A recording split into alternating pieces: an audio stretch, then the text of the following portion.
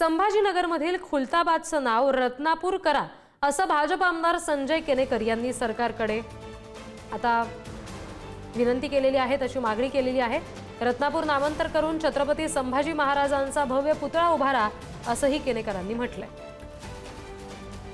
अर्थानं आम्ही जिथं त्या वेरूळ मधल्या खुलताबाद म्हणल्या गेलेल्या रत्नापूरमध्ये घुसतो तर आमच्या छातडावर अलमगीर शहेनशाह औरंगजेब अशी भव्य पाटी दिसते।